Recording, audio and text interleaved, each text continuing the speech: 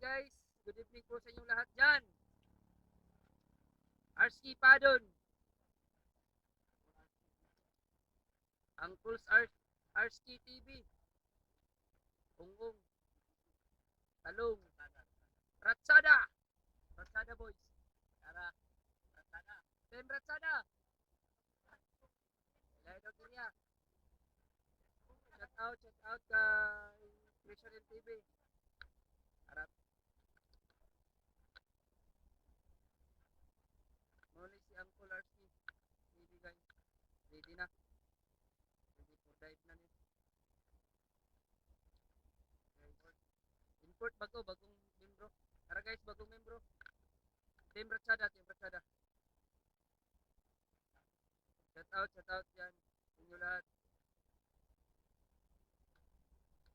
Hey guys, abangan nyo. Mamaya. Welcome back mga ka-angkol. For today's episode, night dive ulit tayo. Bali, 10 kaming lahat ngayon at madidivide kami sa 3 grupo. Dun sa kanan banda, 3.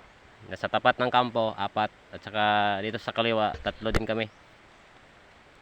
Ayan, ganda na kaming makapag-dive.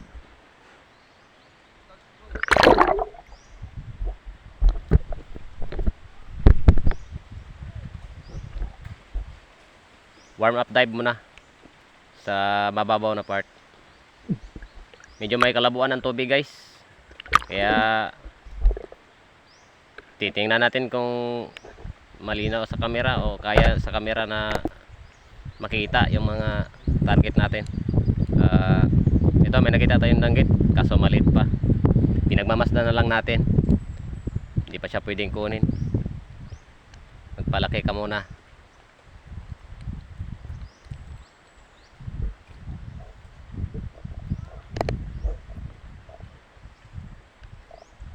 Next dive, may napana tayong bugaong.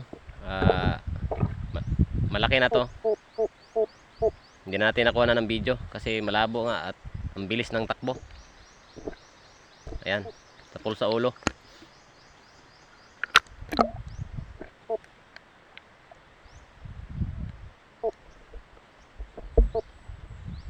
Ang labo talaga ng tubig dito banda. Another dive. Danggit na naman. Sinundot natin kaso hindi tinamaan o hindi nakatalab yung shop natin. Kaya pass ka muna. Dito sa dive na to, danggit ulit. Ito, pinana na natin. Kasi malaki-laki na siya. Sayang naman, makawala pa.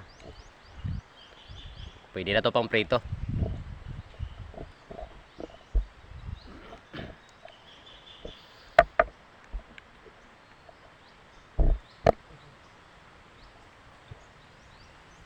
Ito may nakuha yung kasama natin, Master Jaime, Master Talong.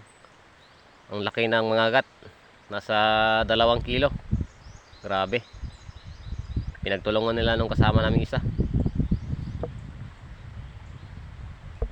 Swerte niya.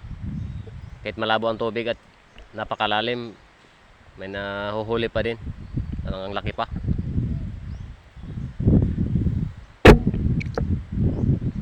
Dito, tawag dito sa amin na isdang to, gapas-gapas.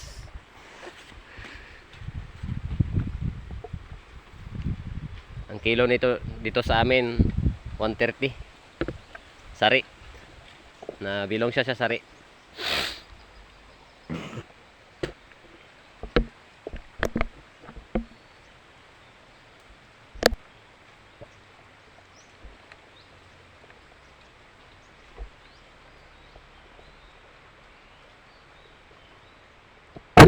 Ito may nakakita tayong isang emperor.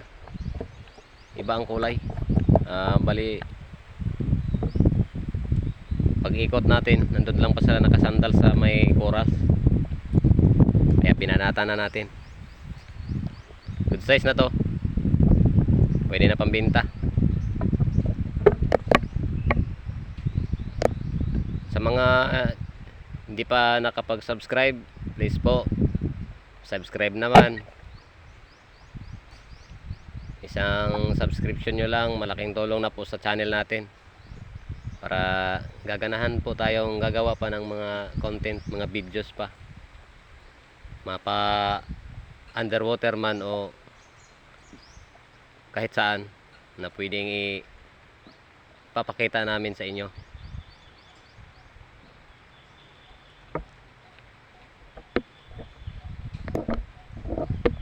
Ito ay isang emperor pa.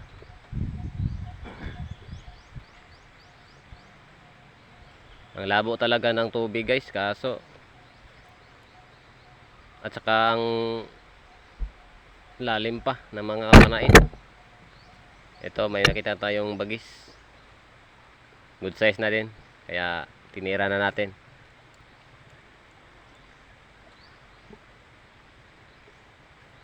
Bali sa pamamanang ito, konti lang yung nakuhanan ko ng video kasi yung camera natin ang daling nalubat. Ito yung unang video ng bagong camera natin. Malinaw sana siya, kaso ang labo talaga ng tubig. Kaya tingnan natin sa susunod sa ibang spot. Baka makakuha na tayo ng malinaw-linaw na video pa. Ang daming solid na maliliit oh, kaso di pa pwede.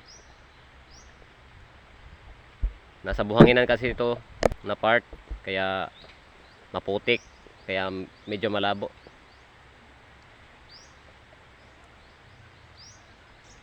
Sa mga gusto magpa-shoutout guys, please paki-comment lang po sa baba at isa-shoutout natin yan sa bandang huli ng ating video. Ito ang likot ng camera. Tagal kong hinahanap ng unicorn fish na to. Dito lang pala banda. Kaso nung pagtira natin, yun oh, isang uso pala tinamaan at napunit. Sayang yun, mamatay na yun kasi nawasak yung uso niya, hindi na yun makakain.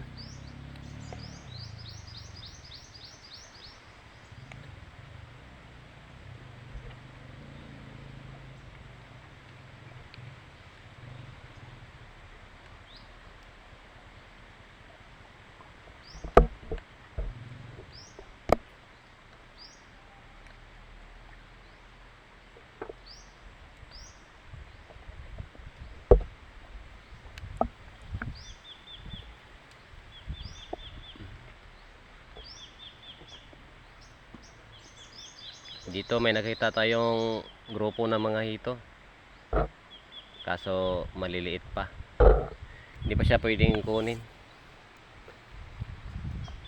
Pinagmamasdan na lang natin.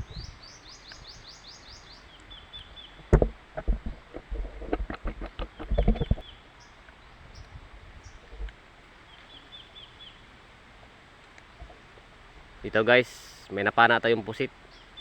Hindi na natin nakuha ng video kasi patakas na siya, kaya binanatan na natin kahit di pa naka-on yung camera.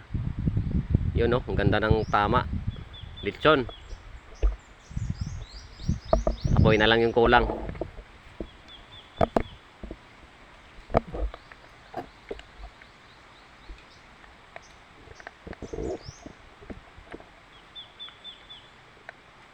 Ito naman, may nakapana tayong pagita at tabugok. Ang haba ng mga galamay. Good size na rin yan. Pwede na pang ulam. Masarap sa adobo yan. Kaya kinuha na natin. Ito, isang grupo na naman ng mga ito. Nasa good size na to. Kaya tatry nating panain kung may tatamaan ba. Grabe, ang dami. Siguro pag nahuli to lahat, nasa mga 50 kilos. And that's it for today's episode.